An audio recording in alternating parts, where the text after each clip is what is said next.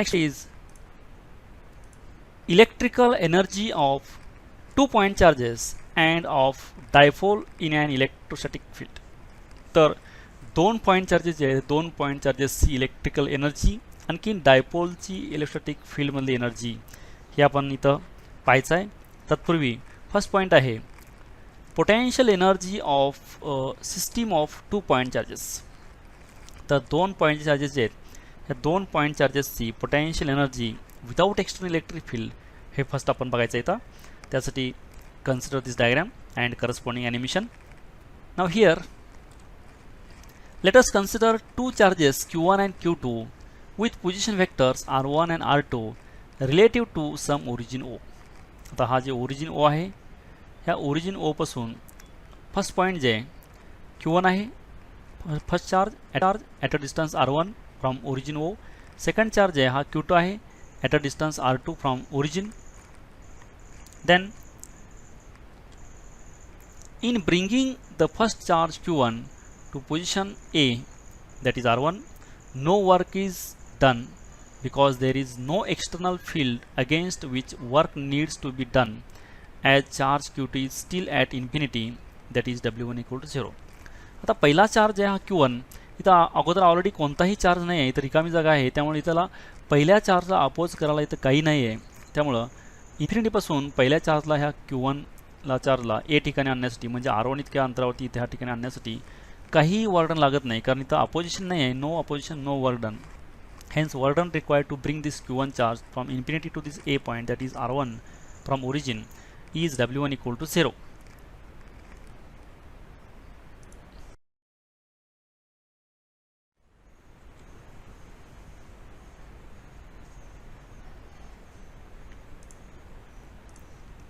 When we bring charge Q2 from infinity to B, that is R2, at a distance R12 from Q1 work done is. आता आपण second charge आहे हा second charge इन्फिनिटीपासून बी पॉईंटला म्हणजेच R2 डिस्टन्सला bring करण्यासाठी लागलेलं work done जे आहे हे work done W2 is equal to potential at B due to charge Q1 into Q2. तर ज्या ठिकाणी आपण हे चार्ज ब्रिंग करतोय त्या ठिकाणचं potential into which charge we are bringing that charge. म्हणजे कोणत्या ठिकाणी आपण चार्ज ब्रिंग करायला त्या ठिकाणचं पोटेन्शियल इंटू कोणता चार्ज ब्रिंग करतो इंटू तो ते करायचं. तर आपल्याला तो चार्ज त्या ठिकाणी आणण्यासाठी लागलेलं वर्क डन मिळतं दॅट इज W2. म्हणून potential at B due to charge Q1. आता ह्या बी पॉईंटला Q1मुळे असणारं पोटेन्शियल जे आहे हे डिस्टन्स जे आहे हे R12 आहे. त्यामुळे ह्या Q1 चार्जमुळे ह्या बी पॉईंटला असणारं पोटेन्शियल जे आहे हे 1/4πε0 Q1 डिवायडेड बाय R12 आहे इंटू हा Q2 चार्ज आहे. This is the work done required to bring this Q2 that is at this B position from infinity to this B position. तर इन्फिनिटी पासून हा Q2 charge B पर्यंत आणण्यासाठी लागलेलं work done जे आहे हे वर्क डन W2 आहे.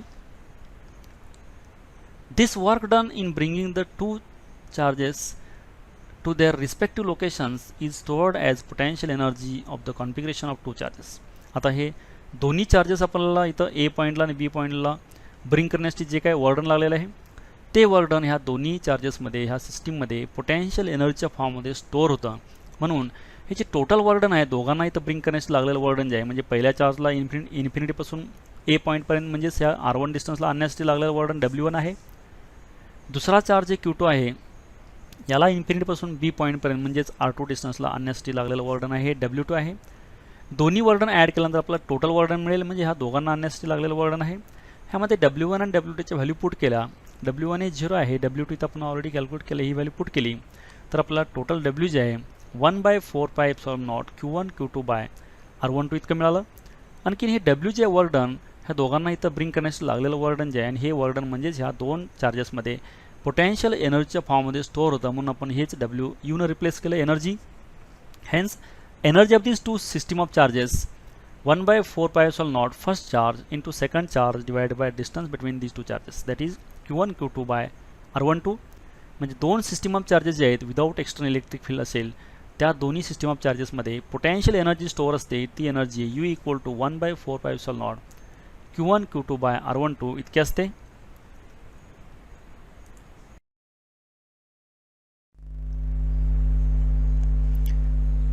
Next one is potential energy for a system of n point charges. आता आपण ऑलरेडी 2 पॉईंट चार्जेस हे 2 पॉईंट चार्जेससाठी असणारी पोटेन्शियल एनर्जी पाहिलेली आहे. आता आपण n नंबर ऑफ चार्जेस जर असतील हे n नंबर ऑफ चार्जेससाठी असणारी पोटेन्शियल एनर्जी आपण इथं स्टडी करायचं आहे. त्यासाठी पोटेन्शियल एनर्जी फॉर 2 चार्जेस. आता 2 चार्जेस जे आहेत आपण 2 चार्जेस इन्फिनिटीपासून त्या 2 पॉईंटला आणण्यासाठी लागणारी एनर्जी जी आहे ही एनर्जी आपण ऑलरेडी कॅल्क्युलेट केलेली आहे. ती 1/4πε0 Q1 Q2 by R12. Actually ही सेकंड चार्जला ब्रिंक करण्यासाठी लागणारी एनर्जी आहे, कारण फर्स्ट चार्जला ब्रिंक करण्यासाठी लागणारी एनर्जी 0 असते. सेकंड चार्जला इन्फिनिटीपासून त्या बी पोझिशनला आणण्यासाठी लागलेली एनर्जी इतकी आहे. हे वर्डन आहे. In bringing a charge Q3 from infinity to C that is R3 point. आता आपण फर्स्ट चार्ज ब्रिंक केला, त्याला लागणारं वर्डन हे 0 आलं, कारण तिथं कोणताही अगोदर चार्ज नव्हता. No opposition no वर्डन.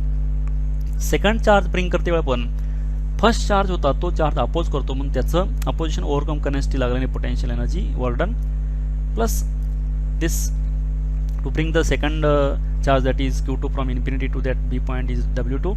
Next to bring the third charge. आता आपण थर्ड चार्जला ब्रिंक करते वेळी फर्स्ट आणि सेकंड ऑलरेडी जे आहे ते दोघे पण अपोजिट करतील, त्या दोघांच्यामुळे असणारं पोटेन्शियल आता इथं घ्यावं लागेल. त्यामुळं इथलं W3 जे आहे हे work done potential at C due to Q1 and Q2. Q1 आणि Q2 मुळे असणारं पोटेन्शियल C पॉईंटचं इंटू जो चार्ज आपण ब्रिंक करतो तो Q3 हे घ्यायचं, इंटू करायचं मल्टिप्लिकेशन, म्हणजे आपल्याला तो थर्ड चार्ज इन्फिनिटीपासून C पॉईंटला आणण्यासाठी लागलेलं वर्डन W3 असेल. आणखीन potential at C due to Q1 and Q2 हे जे आहे 1/4πε0 Q1 Q3 बाय R13. आणखीन 1/4πε0 Q2 Q3 बाय R23 हे पोटेन्शियल आहे. आणखीन चार्ज जे आहे हा चार्ज Q3 आहे, आपण मल्टिप्लाय केल्यानंतर Q3 आलेला आहे. Then taking 1/4πε0 common, then 1/4πε0 into Q1 Q3 by R13 into plus Q2 Q3 by R23. इथं पोटेन्शियल ड्यू टू C जे होतं Q1 बाय R13 होतं आणि ड्यू टू Q2 जे आहे हे Q2 बाय R23 आहे. आणखीन थर्डनं मल्टिप्लाय केल्यानंतर हे असं आलेलं आहे. आता similarly in bringing a charge Q4 from Q4ला आपण जर ब्रिंक केलं तर 1/4πε0 Q1 Q4 divide by R14, Q2 Q4 divide by R24, Q3 Q4 divide by R34 असं येतं. Similarly for this 1/4πε0 taking common, remaining terms are Q1 Q4 by R14 plus Q2 Q4 by R24 plus Q3 Q4 by R34. Now for n point charges R1, R2, R3, Rn, these are the distances from origin. Then to bring these all charges, 4 charges, upon 4 charges साठी first addition करू. Total burden required to bring 4 charges is burden required to bring first charge plus burden required to bring second charge plus burden required to bring third charge plus burden required to bring fourth charge. Putting value of W1 is 0. पहिल्या चार्जला bring करण्यासाठी काही वर्डन लागत नाही. दुसऱ्या चार्जचं वर्डन जे आहे इथं आपण ऑलरेडी कॅल्क्युलेट केलं आहे. तिसऱ्याचं पण कॅल्क्युलेट केलं आहे. चौथ्याचं पण कॅल्क्युलेट केलं आहे. ह्या व्हॅल्यू पुट केल्या आणि 1/4πε0 हे कॉमन घेतलं तर असं आलेलं आहे. हेच आपण जनरलाइज करू शकतो फॉर n नंबर ऑफ चार्जेससाठी. हे फक्त पॉसिबल पेअर घ्यायच्या. हे W हे वर्डन आहे. हे वर्डन एनर्जीच्या फॉर्ममध्ये स्टोअर होतं म्हणून आपण Wलाच U लिहिलेलं आहे. 1/4πε0 कॉमन आहे. Q1 Q2 R12, Q1 Q3 R13, Q2 Q3 R23 अशा पॉसिबल ऑल पॉसिबल पेअर्स आहेत. म्हणून आपण ऑल पॉसिबल पेअरसाठी इथं QJ RIJ where symbol all points, म्हणजे हे सगळे ऑल पॉईंट जे सगळ्या पॉईंटसाठी हे समेशन आहे, ॲडिशन आहे. हे जे ॲडिशन आहे ॲडिशनसाठी आपण इथं समेशन वापरलं आहे. आणि this is the energy required to bring the n number of charges from infinity to that respective points, that is potential energy for system of n point charges. आता n point charges साठी ही असणारी potential energy आहे, हे equation आहे.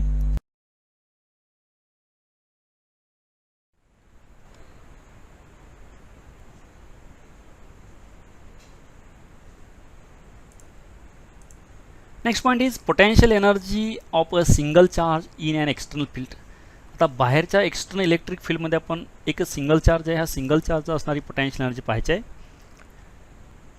If V of R bar is the external potential at any point P having position vector R bar, then by definition work done in bringing a unit positive charge from infinity to the point P is equal to V. तर P point जे आहे त्या P पॉईंटला असणारं potential जे आहे बाहेरच्या external electric फील्डमुळं ते व्ही ऑफ आर आहे. ते म्हणजेच काय असतं, युनिट चार्जला टेस्ट चार्जला इन्फिनिटीपासून त्या पॉईंटपर्यंत जे काय आणण्यासाठी लागलेलं वर्ड आहे ते म्हणजेच काय असतं त्या ठिकाणचं पोटेन्शियल असतं आणि ते आपण व्ही घेतलेलं आहे.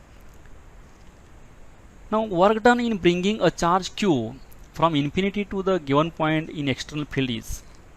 आता बाहेरच्या एक्सटर्नल इलेक्ट्रिक फील्डमध्ये चार्जला ब्रिंग करण्यासाठी आणण्यासाठी लागणारा वर्क डन जे हे work done W equal to charge into potential. ज्या पॉईंटला आपण ज्या पोझिशनला आपण चार्ज ब्रिंग करतो त्या पोझिशनचं पोटेन्शियल इंटू जो चार्ज ब्रिंग करतो त्याचं व्हॅल्यू, हे म्हणजेच वर्क डन असतं. Charge into potential work done. Now this work is stored in the form of potential energy of a system of charge Q. आता हे जे लागलेलं वर्क डन आहे बाहेरच्या एक्सटर्नल इलेक्ट्रिक फील्डमध्ये त्या क्यू चार्जला आणण्यासाठी लागलेलं वर्क डन आहे, हे वर्क डन तिथं आणल्यानंतर त्या ठिकाणी त्या चार्जमध्ये पोटेन्शियल एनर्जीच्या फॉर्ममध्ये स्टोअर होतं. म्हणून आपण तीच potential energy of system of single charge Q at R bar in an external field is given by, ते आपण ह्या इक्वेशन देतो. Potential energy Q into V of R, that is charge into potential. This is the potential energy of a single charge in an external field. बाहेरच्या external फील्डमध्ये असणारा single charge असतो, हा single चार्जला असणारी पोटेन्शियल एनर्जी इतकी आहे.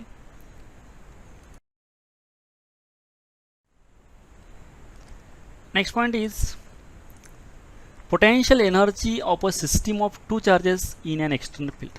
आता बाहेरच्या एक्सटर्नल इलेक्ट्रिक फील्डमध्ये दोन चार्जेस असतील तर त्या दोन चार्जेसला असणारी पोटेन्शियल एनर्जी आपण इथं कॅल्क्युलेट करायची आहे. Now consider this diagram and corresponding this animation. Now here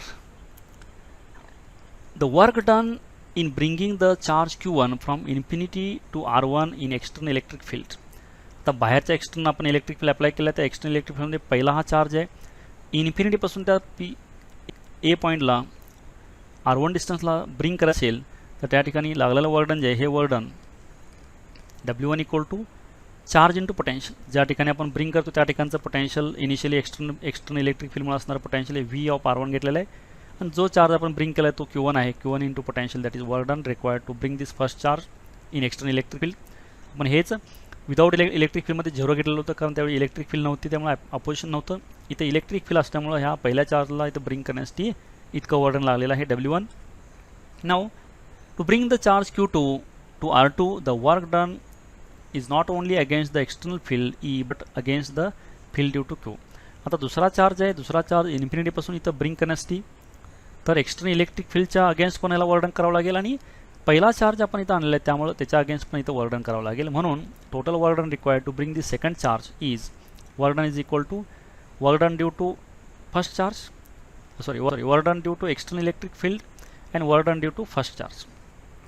तर एक्सटर्नल इलेक्ट्रिक फील्डच्या अगेन्स्ट जे वर्क डन करायला लागलं आहे ते q2 into potential at this b due to external electric field that is v of r2 into charge q2 आणि potential at this b point due to first charge is q1 by 4πε0 r12 into second charge. हे दोघांचं against केलेलं work done आहे total work done to require to bring the second charge. Hence total work done in assembling the configuration. आता दोन्ही charges आहेत हे external electric फील्डच्या against assemble करण्यास लागलेलं वर्क डन जे आहे total W equal to W1 plus W2. आता W1 पण व्हॅल्यू आपण कॅल्क्युलेट केलं आहे, W2 पण व्हॅल्यू कॅल्क्युलेट केलं आहे, दोन्ही व्हॅल्यू पुट केल्या तर आपल्याला हे टोटल वर्क डन जे आहे q1 v of r1 plus q2 v of r2 plus q1 q2 upon 4πε0 r12 हे वर्क डन आहे. आणि हे वर्क डनच काय असते पोटेन्शियल एनर्जी असते आणि ही पोटेन्शियल एनर्जी दोन सिस्टीम ऑफ चार्जेसमध्ये एक्सटर्नल इलेक्ट्रिक फील्डच्या वेळी असणारी पोटेन्शियल एनर्जी इतकी येते. सेम इथे ॲनिमेशनमध्ये पण दाखवलं. पहिला चार्ज ब्रिंग केलेला आहे r1 एवढ्या अंतरावरती, ह्या नंतर दुसरा चार्ज ब्रिंग केलेला आहे. हे दोन्ही चार्ज ब्रिंग करण्यासाठी लागलेलं वर्क डन जे आहे हे दोन्ही मधलं अंतर r12 आहे. पहिला चार्ज ब्रिंग केल्यानंतर हे ओरिजिनपासून r1 अंतर आहे. दुसरा चार्ज आहे आपण इथं ब्रिंग करतो तो दुसरा चार्ज आहे. ह्या दुसऱ्या चार्जचं ओरिजिनपासून डिस्टन्स जे आहे हे r2 आहे, हे दुसरा चार्ज आहे, हे डिस्टन्स r2 आहे आणि या दोन्हीमधला डिस्टन्स जे आहे पहिला चार्ज आणि दुसरा चार्ज हे r12 आहे. इथं पण दाखवलं हे r12 आहे दोन्हीमधला डिस्टन्स आणि पहिल्या चार्जचं डिस्टन्स जे आहे ओरिजिनपासून हे r1 आहे आणि ओरिजिनपासून दुसऱ्या चार्जचं डिस्टन्स r2 आहे. आणखीन हे पोटेन्शियल एनर्जी आहे दोन सिस्टीम ऑफ चार्जेससाठी एक्सटर्नल इलेक्ट्रिक फील्डमध्ये.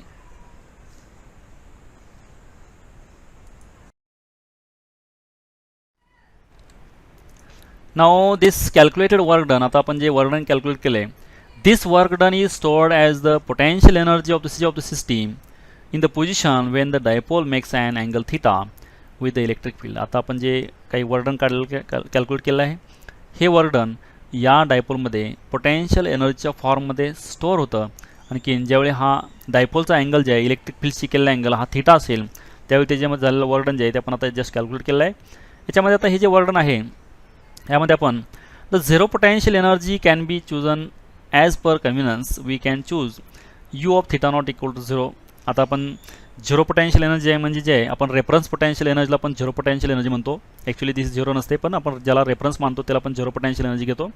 आता ह्या केसमध्ये आपण जर यू थिटा नॉट जे ह्याला आपण झिरो पोटेन्शियल एनर्जी घेतली तर हे जे इक्वेशन आहे U theta minus U theta naught हे P cos theta naught minus cos theta जे आहे हे इक्वेशन आहे. ह्या इक्वेशनमध्ये आपण दोन स्पेशल केस करायचे आहेत. त्यामध्ये पहिली केस आहे if initially the dipole is perpendicular to field E bar. आता आपण इलेक्ट्रिक फील्ड जे आहे ह्या इलेक्ट्रिक फील्डला इनिशियली डायपोल जे आहे हा डायपोलचा ॲक्सिस परपेंडिक्युलर असेल तर थिटा नॉट जे आहे हा थिटा नॉट 90 असतो, that is π/2.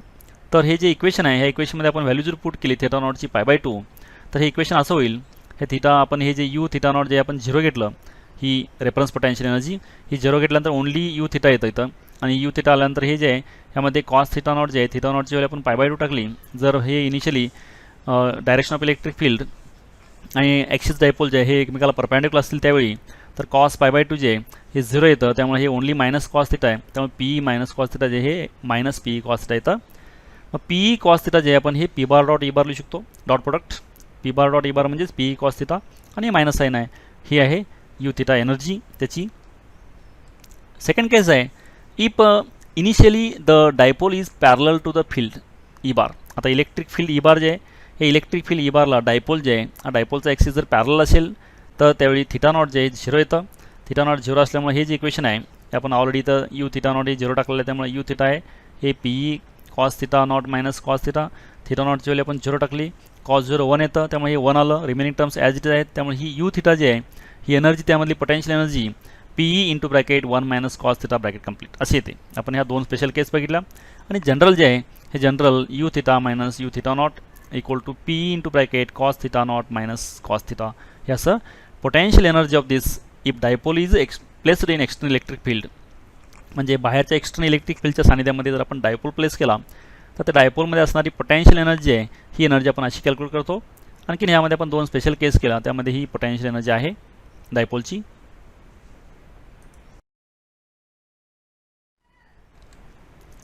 Now this calculated work done. आता आपण जे वर्क डन कॅल्क्युलेट केले, this work done is stored as the potential energy of the system in the position when the dipole makes an angle theta with the electric field. आता आपण जे काही work done calculate केलं आहे, हे work done या डायपोलमध्ये potential एनर्जीच्या फॉर्ममध्ये store होतं. आणखी ज्यावेळी हा डायपोलचा अँगल जे आहे इलेक्ट्रिक फील्डशी केलेला अँगल हा थिटा असेल, त्यावेळी त्याच्यामध्ये झालेलं वर्क डन जे आहे ते आपण आता जस्ट कॅल्क्युलेट केलं आहे. याच्यामध्ये आता हे जे वर्क डन आहे यामध्ये आपण the zero potential energy can be chosen as per convenience. We can choose U of theta naught equal to 0. आता आपण झिरो पोटेन्शियल एनर्जी आहे म्हणजे जे आहे आपण रेफरन्स पोटेन्शियल एनर्जीला आपण झिरो पोटेन्शियल एनर्जी म्हणतो. ॲक्च्युली दिस झिरो नसते, पण आपण ज्याला रेफरन्स मानतो त्याला आपण झिरो पोटेन्शियल एनर्जी घेतो. आता ह्या केसमध्ये आपण जर यू थिटा नॉट जे ह्याला आपण झिरो पोटेन्शियल एनर्जी घेतली तर हे जे इक्वेशन आहे U theta minus U theta naught हे P cos theta naught minus cos theta जे आहे हे इक्वेशन आहे. ह्या इक्वेशनमध्ये आपण दोन स्पेशल केस करायचे आहेत. त्यामध्ये पहिली केस आहे if initially the dipole is perpendicular to field E bar. आता आपण इलेक्ट्रिक फील्ड जे आहे ह्या इलेक्ट्रिक फील्डला इनिशियली डायपोल जे आहे हा डायपोलचा ॲक्सिस परपेंडिक्युलर असेल तर थिटा नॉट जे आहे हा थिटा नॉट 90 असतो, दॅट इज π/2. तर हे जे इक्वेशन आहे ह्या इक्वेशनमध्ये आपण व्हॅल्यू जर पुट केली थिटा नॉटची π/2 तर हे इक्वेशन असं होईल.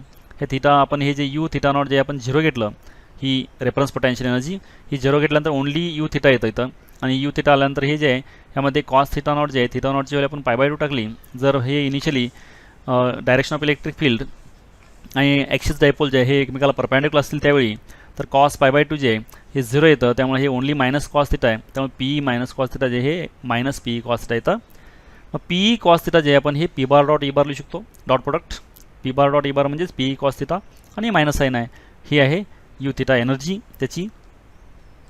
सेकंड केस आहे if initially the dipole is parallel to the field E bar. आता इलेक्ट्रिक फील्ड ई बार जे आहे हे इलेक्ट्रिक फील्ड ई बारला डायपोल जे आहे हा डायपोलचा ॲक्सिस जर पॅरलल असेल तर त्यावेळी थिटा नॉट जे आहे 0 येतं. थिटा नॉट 0 असल्यामुळे हे जे इक्वेशन आहे ते आपण ऑलरेडी तर यू थिटा नॉट हे 0 टाकलेलं आहे, त्यामुळे यू थिटा आहे हे P E cos theta naught minus cos theta.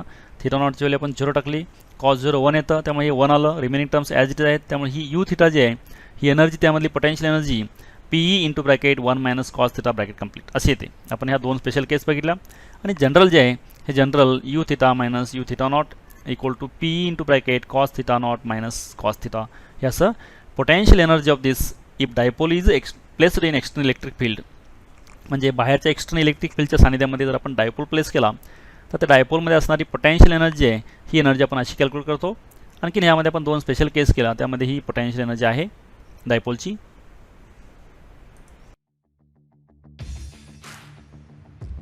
Thank you for watching this video. Keep watching videos and don't forget to subscribe, like and share.